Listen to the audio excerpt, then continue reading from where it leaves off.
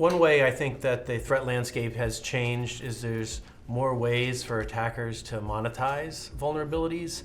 In the past, it was always, credit card information, and selling that on the dark web. But now there's new categories of monetization that didn't exist. Ransomware has become very popular with a way to basically extort money from an organization by getting in through a vulnerability and then encrypting their data and shutting down their business. Crypto mining is something that just came in the last few years.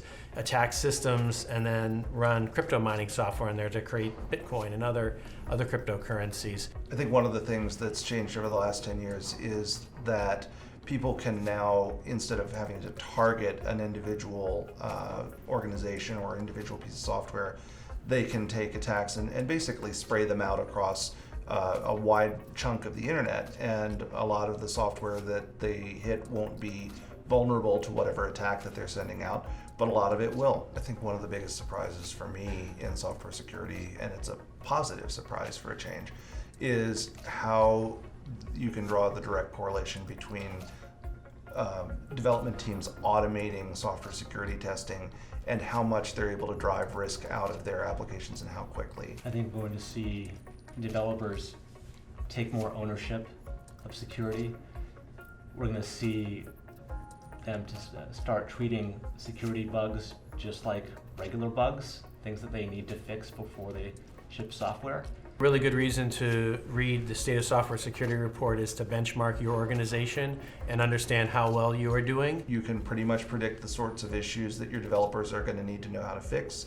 You can sort of predict, kind of how likely it is those issues will occur in your code, because, all software has bugs, and as we've looked across the landscape over the last 10 years, those bugs have looked roughly the same in roughly the same proportion year after year after year after year. The best companies are building habits around security. They're not treating it as a one-time effort or something that they just do when somebody comes to bug them. They're incorporating it into their daily activities. They're automating.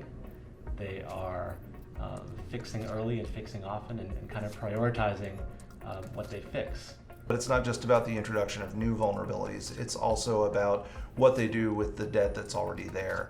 Every application that we scan the first time we look at it has some pre-existing security debt. And it can be really tempting for companies just to say, we're going to ignore that and come back to it someday. But the best companies that we see are actually proactively saying, no, we need to prioritize driving that down. Even a little bit at a time helps. I think one of the most important takeaways from the report is how scan frequency affects fix time. So when you compare applications that are scanned, say, 12 times a year compared to those scanned every business day, you're seeing a 72% reduction in fix time. And so there's this definite correlation between how frequently we scan and how quickly we can actually remediate those findings.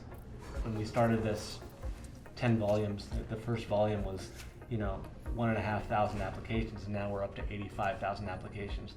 There's no other source anywhere in the world of software security data that readers can draw from to learn about how to shape their programs.